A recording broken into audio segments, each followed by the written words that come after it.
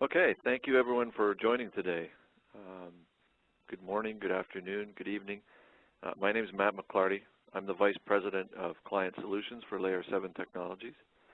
And today we're going to talk about what I think is a very interesting and timely topic, how to use API management solutions for your enterprise mobile access. This session is being recorded, and we'll be posting the recording and the slides and through various channels. So let's just jump right in now to the presentation. What I'm going to go through is an overview of the landscape today in the enterprise, the BYOD movement, as we're calling it, bring your own device, as well as the explosion of apps that are being created, not just for consumer use, but for enterprise use as well. This is being driven heavily through consumerization of IT. We'll touch on that topic as well. And then from that, really look at how that changes the landscape of enterprise infrastructure and enterprise IT. What does the future of enterprise mobility look like? And what is the new paradigm of development and infrastructure that results from that? As well as, that's the future, but how do we bridge from the present? How can we leverage our current services and assets that are available? And the final section, we'll dive into the API management solution set that really is an enabler, a bridge from what we have today in the enterprise around shared services and APIs, and how do we use that as the building block for really migrating to enterprise mobility. We'll go through some solution ideas as well as some real-life case studies about how we've already applied this using our technologies. So again, if you have questions as we go through this, please put them in the chat box, but I'm going to start right into it. So I mentioned BYOD, bring your own device, and this is really becoming a popular buzz term, but it's also a reality. Employees are already bringing their mobile devices to work, en masse. They're whatever device they're using for mobility, smartphone, iPad, it's become so popular for them. It's become so personalized for individuals that it just makes sense. They want to be able to do their work tasks as well as their consumer tasks. So, as they bring their devices into the enterprise, our IT departments are somewhat reluctant to allow this to happen and have legitimate concerns. As you can see in the breakdown here in the infographic that's attached, security is the #1 concern of IT departments who are bringing in employee-owned devices, personal devices. Also just the cost implications and knowledge. If you have so many different device types, there can be a real explosion of complexity. But the fact is that no matter the reluctance, legitimate or otherwise, it's happening.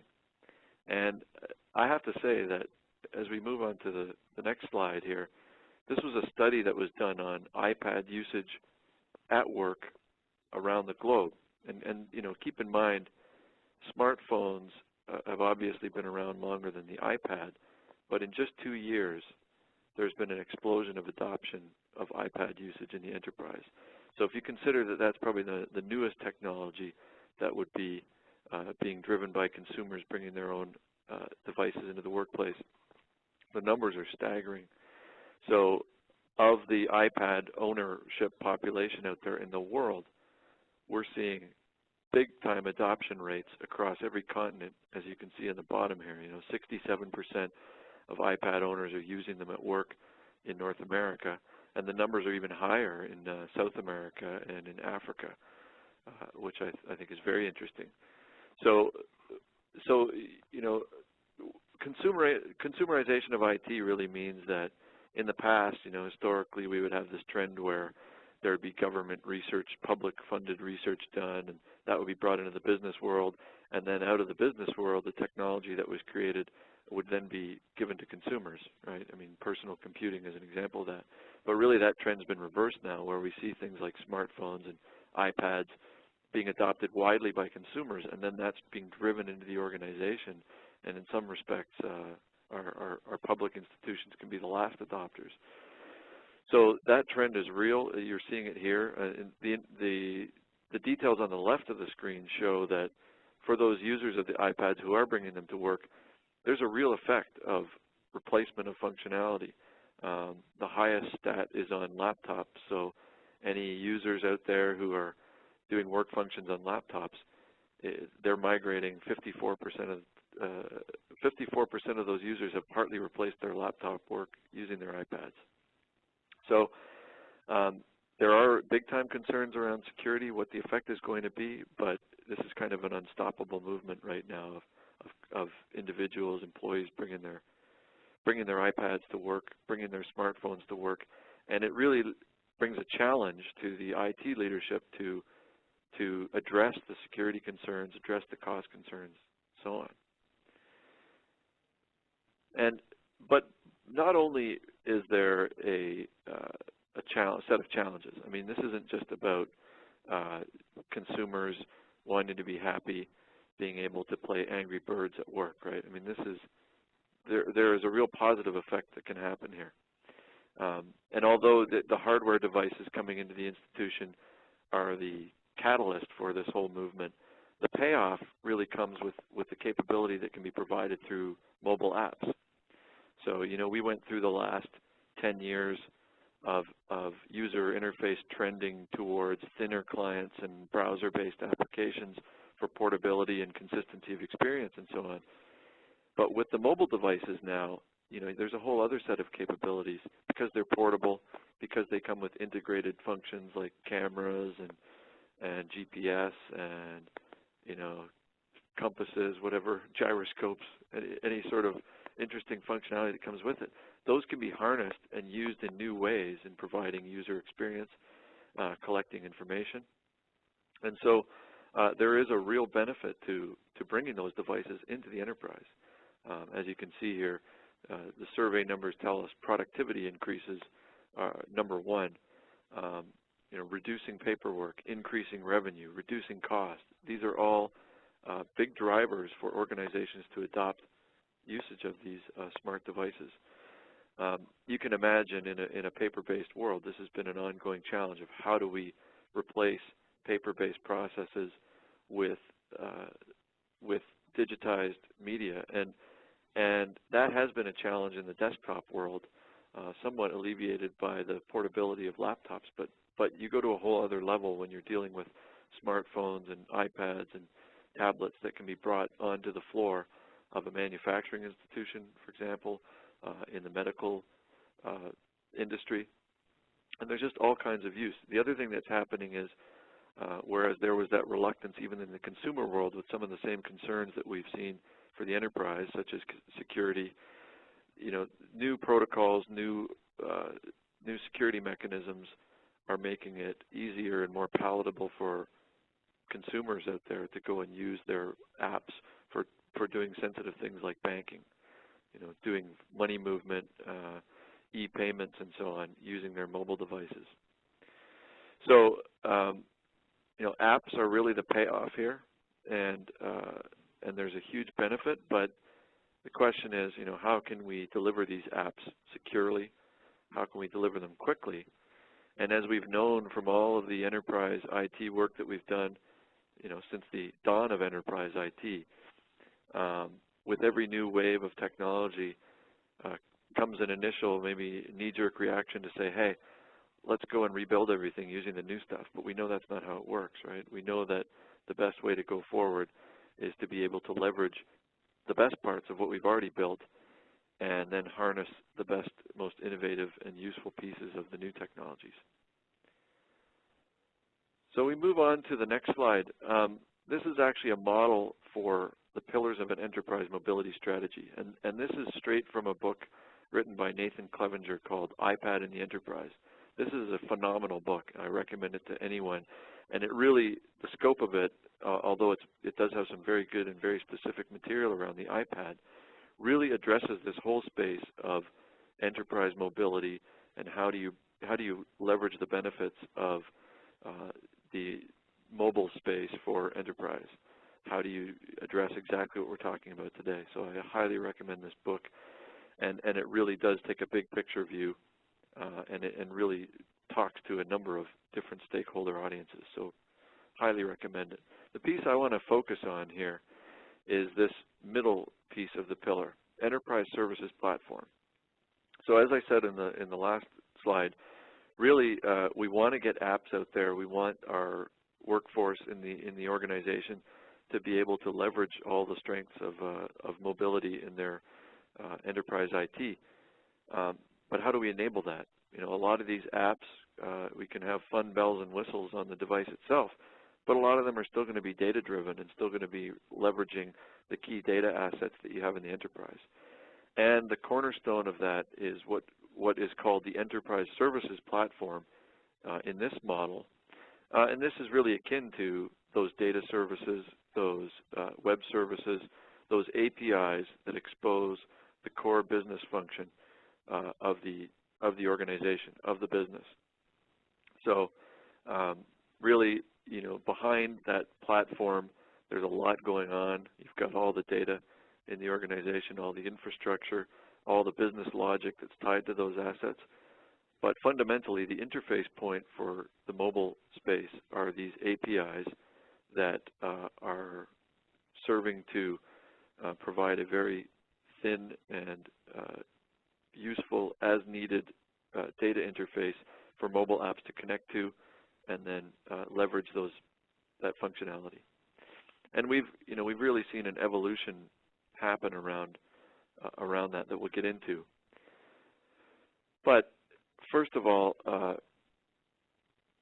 there is a real benefit to tying mobile apps into that enterprise services layer, into that API layer, you know, from all these different dimensions.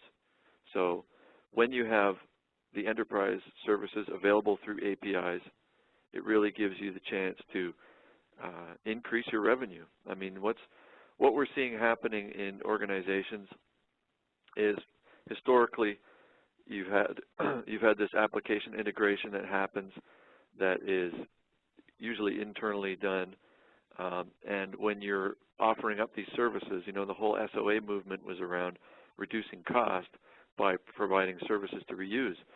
Well, now we're opening up a whole other avenue for revenue, because when you have these mobile app platforms and mobile app development, you can now offer those same services that were part of a cost center as revenue-generating business services. When you have an API that could be reused across the mobile app development platform, now, you know, they're going to be having revenue-generating apps, which in turn, using your service, you can now charge for that, or even just create exposure for your services that will build a higher profile and increase brand awareness and build revenue that way.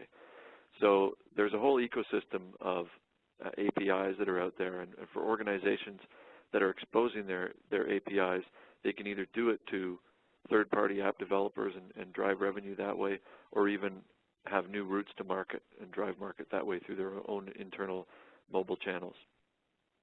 The cost reduction value proposition is still there and is compounded and enhanced by the fact that we have new mobile avenues for reuse. So as we offer up our business services for an organization through APIs and shared services, you know, you're going to get more benefit because you can quickly spin up a mobile app to leverage the interfaces that are already there, and you can leverage the infrastructure that's already there. Compliance is always a consideration here, and it's more of a survival mechanism than a benefit.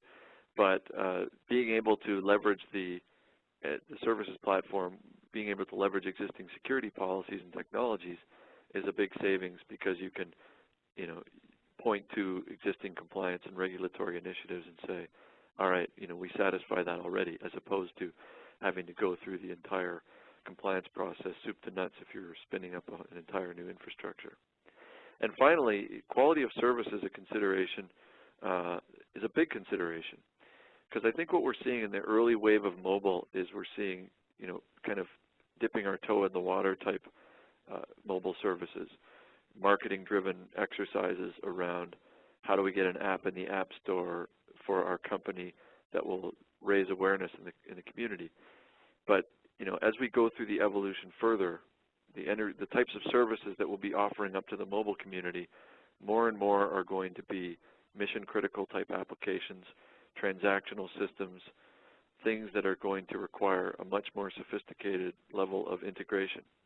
And when you build your mobile apps on top of this enterprise service foundation and API foundation on proven systems, you know that you're building on quality systems that already have the SLAs in place that can meet the performance metrics, as I said, can meet the security needs, and really support what will be a big explosion in traffic resulting from the mobile world. So, you know, as I said, the mobile space is driving a new paradigm of integration, and actually it goes right back to the infrastructure level. So when we look at what the enterprise, you know, it's not without challenges, right? We've got mobile apps that are coming in, and we want to get to those benefits, but there are going to be a number of challenges that result from this. First of all, as I just said, the number of mobile devices that are out there, there's just a huge increase in message volumes. One client I worked with recently, they just really saw, you know, I'm touching on my Canadianism here. They found a hockey stick in their volumes, meaning once they enabled their services for mobile, they found an elbow where their volumes increased much more steeply than prior to onboarding mobile devices, and they did an order of magnitude increase in the volume that they had to support. Inside the network, another capability that's enabled by mobile devices, you're going to want to be able to coordinate services from multiple sources. Like I said before, if you think about some of the APIs you'd want to use in a mobile device, could be location-based services. You may want to go to a kind of a broad internet provider for location services, but yet then use that information in conjunction with doing some services and APIs that are more localized to your own company. So there's an element of orchestration that is a challenge.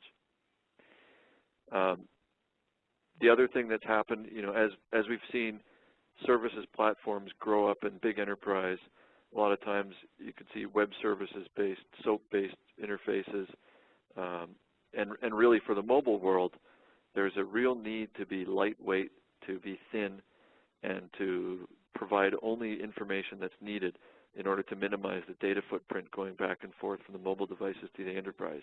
So that's a challenge as well. You want to be able to reuse interfaces that exist today, but they may not exist in the format that's best suited for mobile.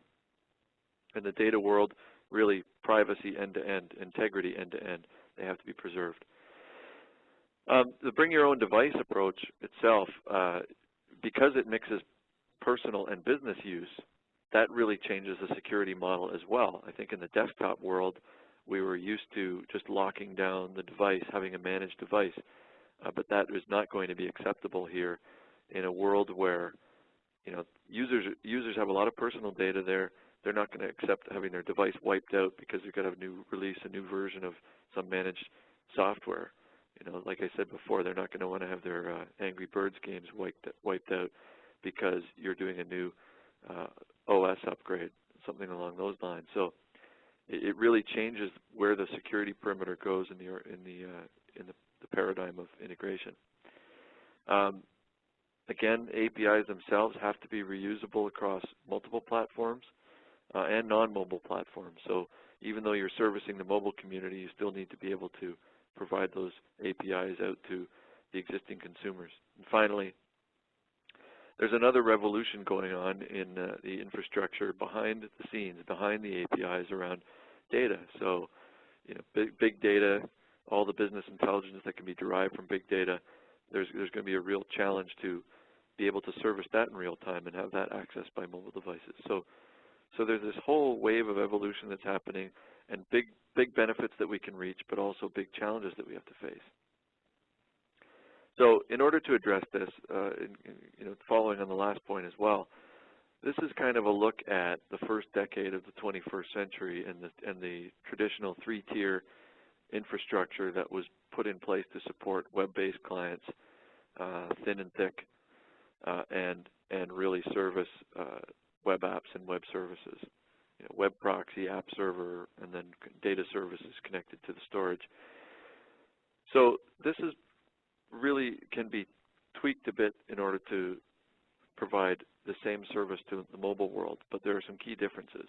So, I'm putting a blatant product plug here, but really component-wise, you can evolve the web proxy into what we're calling a mobile access gateway, which really becomes a more device-oriented gateway servicing and proxying APIs that can be used both by those mobile apps as well as by the previous consumers, whether they're web apps, thick client apps, or even other application servers at partner companies or internally.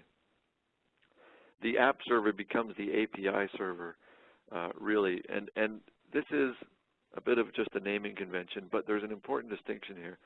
What we've seen, I think it's fair to say that in the last decade, we saw a real blurring of the line a lot of the times between the actual user experience, presentation logic that would be rendered in browser-based apps and the app server tier. So a blurring of the line between the business logic and the presentation logic, but a very clear, distinct line between what's happening on the data side. I think that with what we're seeing with having to service multiple device types, multiple user types on the front end now, on the presentation side, along with the big data revolution and the more tight coupling of data services with the actual business logic and business intelligence that can be embedded, the real distinct line now, instead of being between app server and data services, the real distinct line comes at the front end of the API server. The API becomes the real firm border between where the user experience meets the actual data-oriented services. So this is key because it's fundamental in this infrastructure topology. The mobile access gateway really has a set of capabilities that are fundamental enablers of this whole paradigm. So let's look at that. This is the slide I showed before in terms of what the challenges are around needing to be addressed in this new paradigm.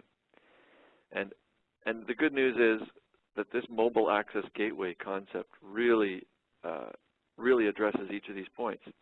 As I said before, the proliferation of mobile devices, bringing those volumes up much higher, means that your back-end systems, the APIs that are the gateways into the services that your enterprise provides, there's going to be volumes that they may not have experienced before. And so having this mobile access gateway component, really, it's optimized for this high-scale traffic.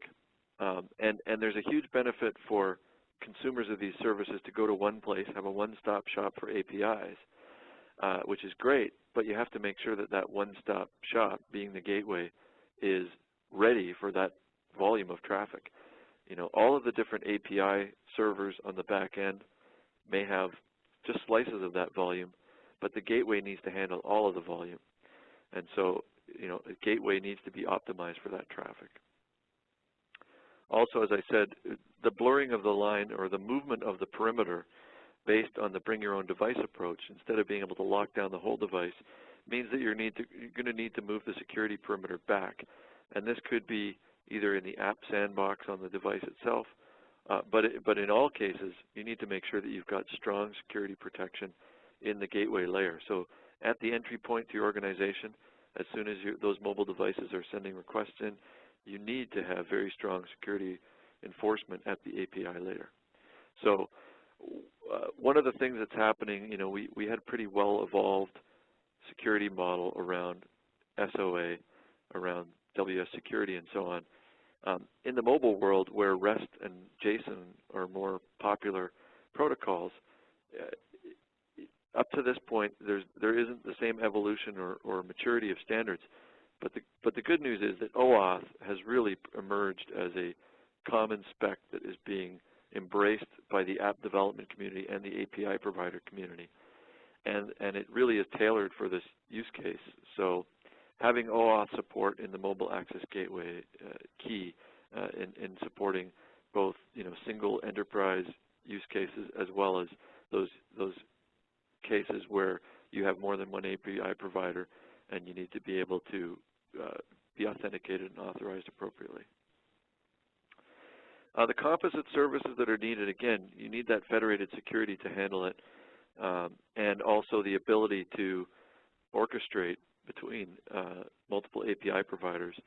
So this is a fundamental function of the gateway, both as an orchestrator, so for composite APIs within the enterprise, as well as a enforcement point for the OAuth that I just talked about, where you need to go across multiple organizations. I've talked about the service APIs, really the problem of they may not be available in the formats that they're needed for on mobile devices. Being able to bridge between the protocols is key. So the gateway functions to, for example, if you have SOAP-based services in your enterprise or other formats, maybe you've got MQ formats for enterprise services, gateway can actually bridge that traffic and turn those into RESTful invocations and turn that into JSON-based data. The other thing that's key here is not only the protocol bridging, but data filtering. So when you have services that may be very verbose for the enterprise, and maybe that's appropriate for machine-to-machine communication in the enterprise, when you're offering that out to the mobile device, which is battery-powered and going over wireless network, you want to minimize the footprint of data. And so the gateway also has the capability to filter out superfluous data, compress data, put it in a format that's going to make it very friendly for mobile devices. Reuse of APIs is key. Again, I touched on this. You want to have a single gateway, single access point, so that for all the app developers out there, they know they can go to one place and get all the APIs for your organization. Data privacy and integrity. Again, being able to plug into the existing enterprise access controls and cryptographic functions are going to be extremely important as enterprises migrate to the mobile world. As I said before, we're not going to rip and replace everything here. You want to reuse as much as you can, but reuse it in a way that's not going to ruin the mobile user experience. So, we've seen examples where you can go too far in reuse, so it's a matter of using the appropriate pieces. And security policies that are in place and approved, as you probably all know from having to deal with going through security processes, much better to take the proven path and much more cost-effective to reuse existing infrastructure and policies than it would be to try and reinvent the wheel there. So being able to adapt your existing security processes and reuse them in a mobile context, very important, and the gateway allows you to do that. And finally, this whole big data concept, having the integration capabilities of the gateway really allows you to plug into multiple service providers and APIs in the enterprise, and this includes real-time analytic data that can be synthesized and then used in the flow of integration. So, for example, when an API request comes in to the gateway, you can siphon that off to either populate big data and operational data stores, or you can use it to query event correlation systems to check and see if there's meaningful events for that particular client or for that particular resource that's being requested. So there's a whole lot packed into this mobile gateway component, and really, to me, this is the key enabler for this mobile app to enterprise API integration space. But it's not just about this real-time integration, really been focusing on the real-time aspects of the integration. There are other stakeholders to consider here. First of all, the app developers themselves, cowboys that are out there creating the mobile apps, they're wanting to know what are those APIs, right? What's available? How can I use them? And having the real-time exposure of the APIs is going to enable that at runtime, but there's a whole process around developing the apps that use the APIs that needs to be addressed. Secondly, the API owners themselves, right, they want to be able to control the access and not only control the access, but also monitor the access, see the usage patterns, being able to collect data in order to monetize and really get the benefits out of the APIs that are available as we illustrated earlier. Information security, as I said before, security is the #1 concern around opening up the enterprise to the mobile world. So how are we protecting the data? How are we controlling access to the data? Those questions need to be answered. And finally, operations, right? This is now a potentially explosive set of volumes around traffic coming in. When it's coming into the mission-critical infrastructure, we need to be able to track the usage from that perspective, not just from the business perspective, but also from the operational perspective to ensure we've got system availability and smooth operations. So we offer industry-leading gateway capabilities. As I illustrated, this is the key to the whole API management solution space. But there's more to it than just a gateway. We have a suite of functionality that we offer that we really feel addresses all of the stakeholders' needs, fundamentally addressing the runtime capability needed in the gateway, which is, as I keep saying, the key to the whole solution, but also to address the needs of the API owners and the developers, operations, and security. So in addition to this API proxy layer, which is the mobile access gateway, we have a portal solution that allows developers to discover what APIs are out there, to learn about the methods for accessing the APIs, including what types of security needs to be marked up on these, what are the resources that are available in the APIs, what methods can I call, and what data am I going to get back, what formats are available, all that information, as well as for the API owner's view, all the metrics around what type of usage is happening on my APIs, who's allowed to access them, what are the spikes in volume, what types of rate limits and so on can I implement on my APIs to ensure that they're being used appropriately. We also have a key operational tool called the Enterprise Service Manager, which is plugs into the gateway, and the portal is also plugged into the gateway. And really what the ESM does is allows you to provide more automated deployment to large infrastructures, allows you to track usage, dashboarding of usage from the operational perspective to make sure everything's running smoothly. And the final piece of the API management suite is this secure OAuth toolkit.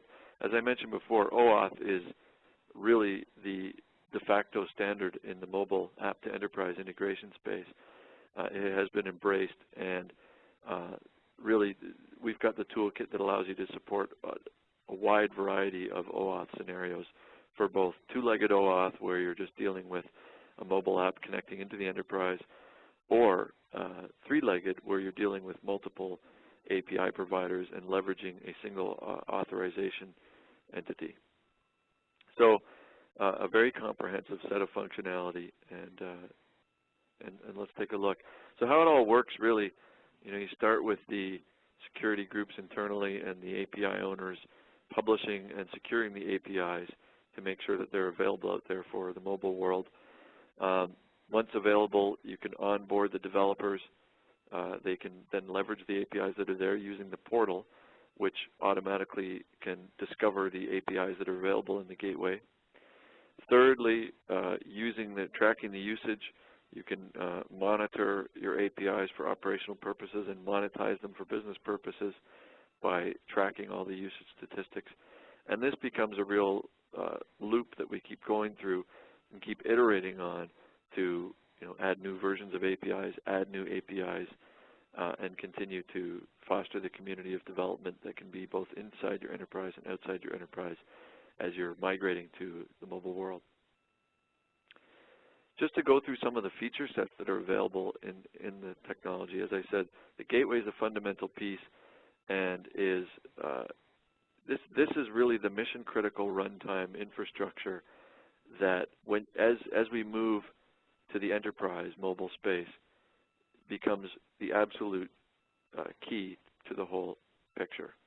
So, as I said before, we've got the mobile migration happening in the consumer world. A lot of the apps that are out there maybe are less intensive on their data usage. some of the data is not as mission critical or sensitive.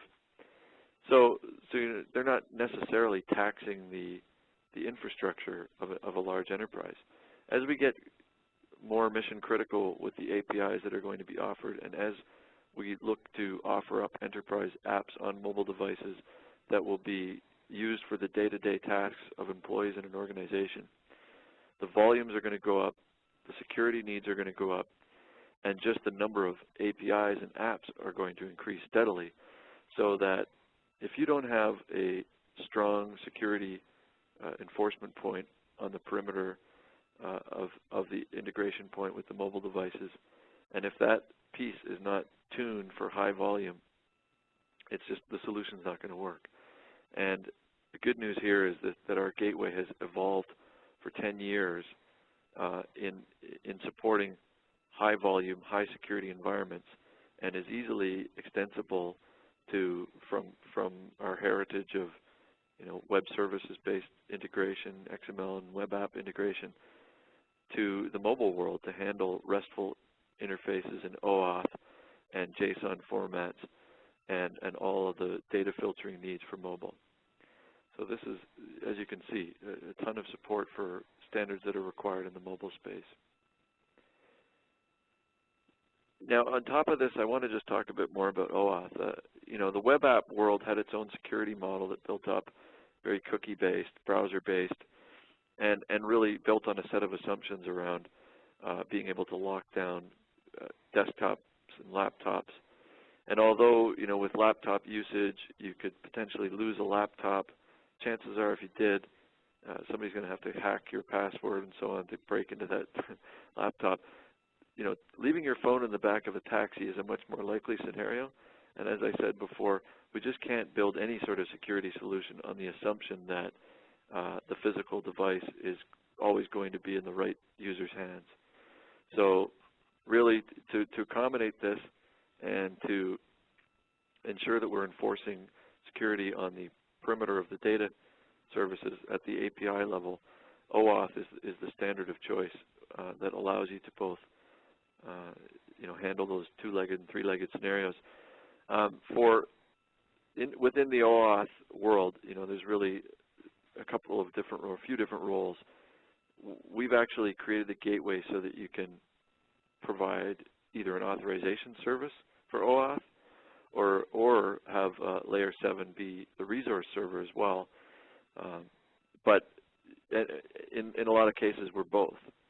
So, when you have needs for even the most advanced OAuth cases, we're able to accommodate that through our OAuth toolkit, which is available, and also the actual inherent OAuth capability that we've got on the gateway. The portal piece is really, really key. For those of you who have done mobile app development or even maybe just been curious and looking around the web at things like Google APIs, you can see now that more and more companies are, especially with a big web presence, are offering up their services as APIs publicly. And this is really the paradigm that enterprises are moving to, where it's not just going to be publicly available APIs for big, let's say Google Maps as an example, but now we're going to be providing internal enterprise services in the same way. And so, the paradigm of mobile app development, as people get more and more used to developing mobile apps using whatever development suites they want to use, it's not so much the case in, let's say, the SOA world where you may discover through UDDI or some other registry mechanism, okay, what service is available, or in some cases just have to go back and drill into any sort of metadata that you could find, emailing WSDLs and so on. But in the mobile app world, there's a nice, clean approach that is very, actually, human-centric. So instead of this machine-oriented world that we had in the integration in the past, there's a real respect for the developer. And this is very much a developer-driven world.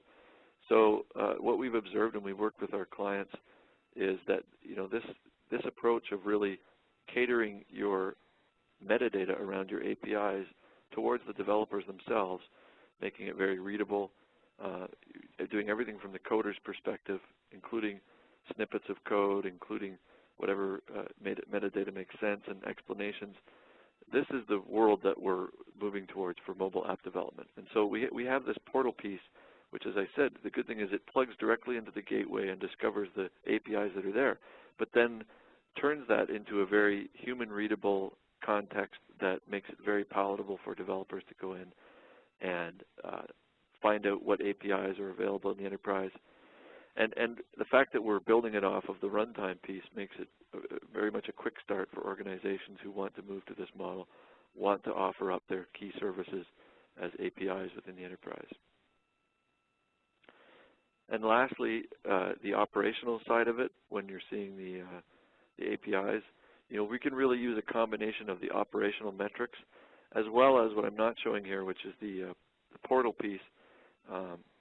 There's an API owner view as well, and that data can be built together to really build the model, the business model of your APIs, and allow you to monetize, allow you to create those new revenue opportunities through the usage of your APIs, through the contracts that you have with your mobile app users. So this is a very strong suite of capability. It's a new paradigm, but the good news is that although there's all this new benefit and growth opportunity, it's a relatively easy step using our solution set to enter this world. If we look back a bit here and look into the web application security world, you know, this can be kind of an extension of the topology I showed earlier, or including some operational and security infrastructure. You know, you might have a web proxy, app server, database providing the 3 tiers of business logic, and then you're plugging into policy server like SiteMinder and a directory like Active Directory to provide your authentication and authorization services. And this is what worked for the browser-based world, you know, and this is still very much functional, very much appropriate for our enterprise.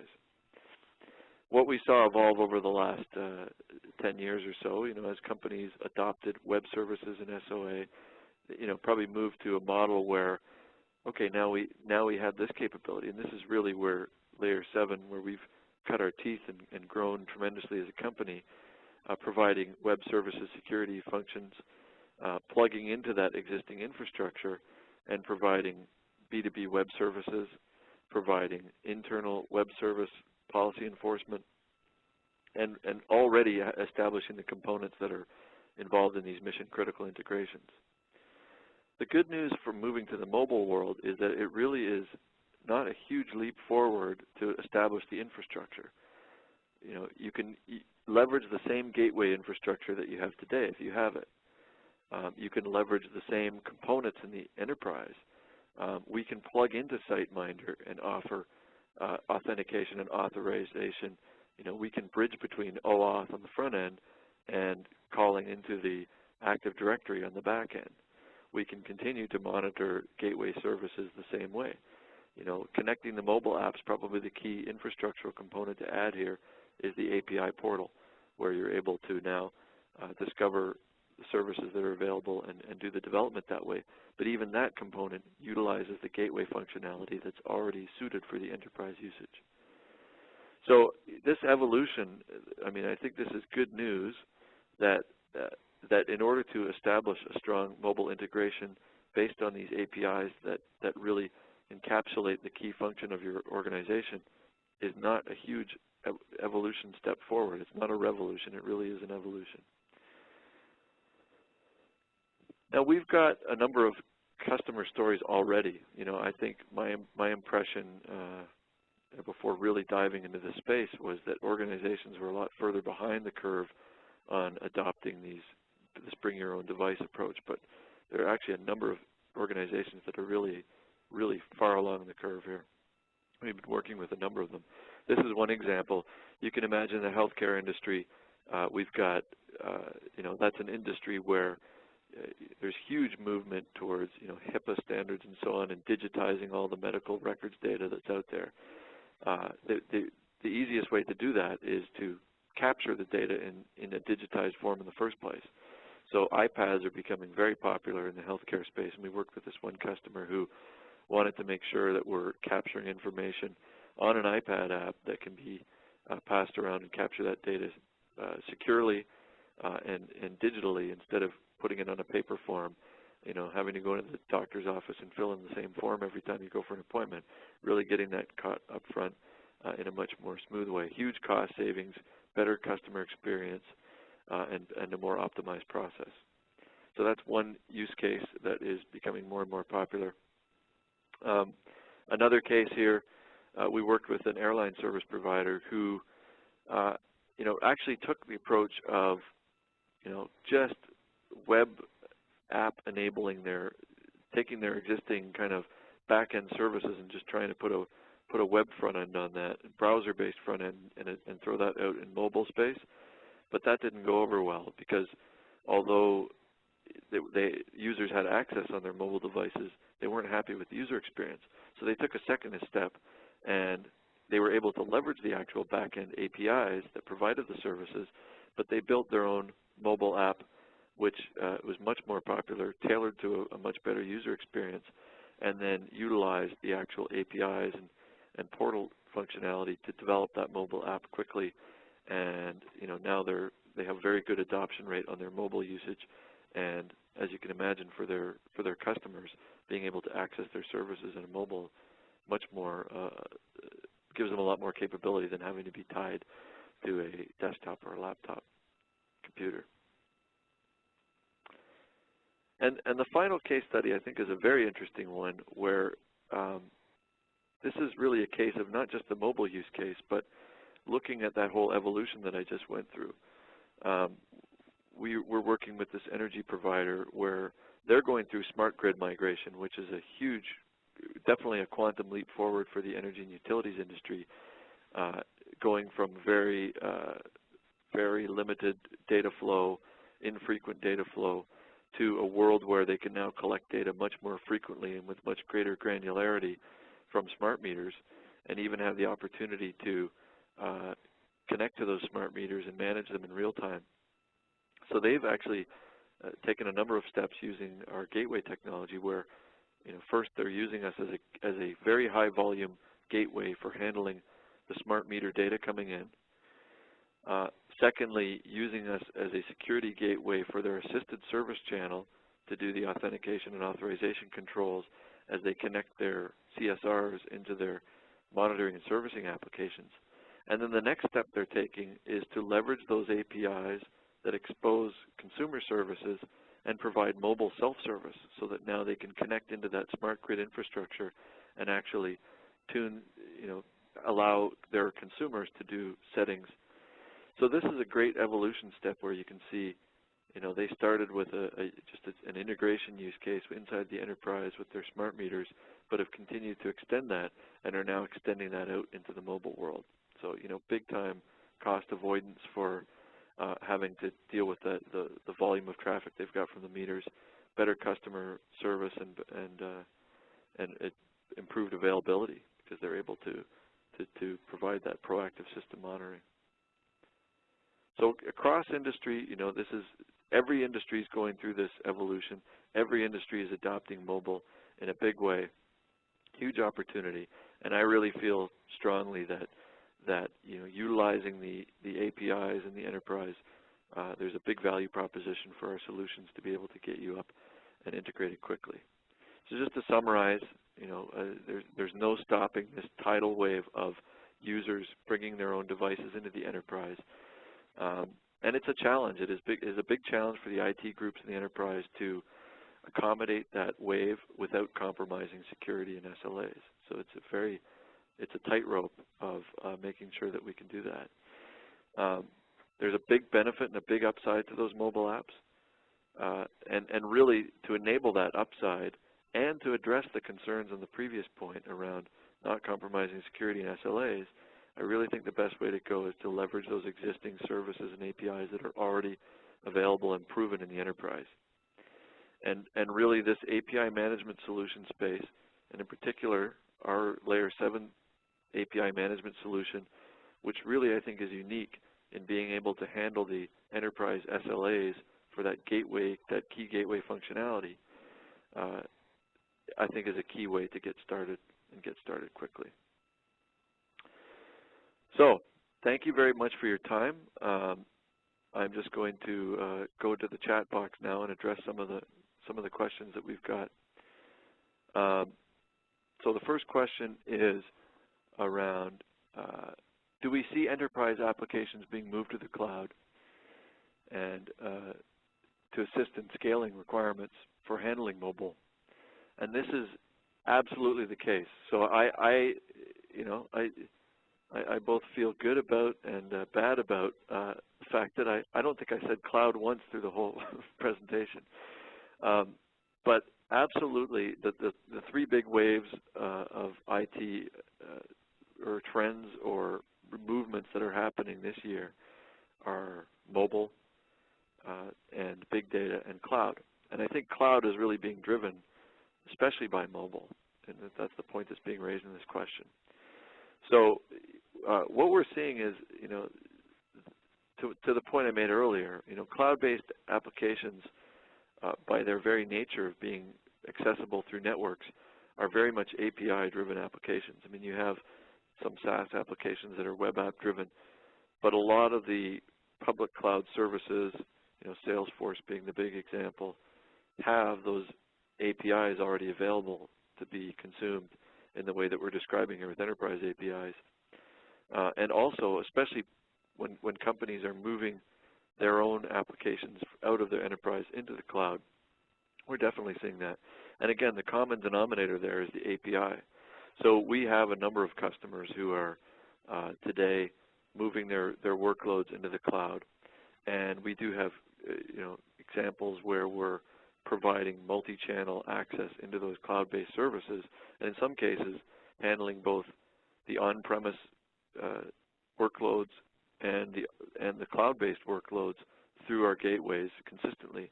And once again, what it means is if you've got a on-premise infrastructure and a cloud-based infrastructure, if you offer a single access point for your APIs, that just makes it easier for your consumers, and they don't care where it's running as long as it's running. In terms of the API portal space, there's a question around, are we seeing enterprise customers mostly using API portal for internal developers or external developers?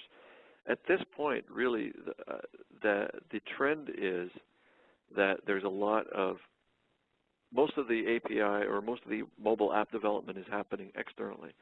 So using things like the App Store for publishing apps, and then leveraging public portals like the Airline example I gave there to build apps that leverage those APIs. But that's only because we're at the early point of adoption here in the enterprise. And I think there's a whole model that's going to emerge where not only do you have the internal portal and internal developers using the portal for developing mobile apps, but really, you're not going to see enterprise apps published on things like the App Store or the Android app market and so on. It's really going to be companies themselves using mobile device management capabilities, spinning up their own App Store-like repositories for their own enterprise apps, which will change the game a little bit, but again, really be built off the core APIs that constitute the core business of the company. And finally, a question around how secure can mobile use be, right? Can it be used in government defense organizations? As I said before, that's the interesting part of the consumerization trend. As opposed to these high technologies being created and researched and developed in government and in defense and then being propagated through business usage and then into the consumer world, going backwards, I think it does become harder at each step. Certainly the security concerns around defense organizations and the highest security environments in government and intelligence and so on, there's going to be more of a reluctance to adopt mobile use for those most sensitive areas.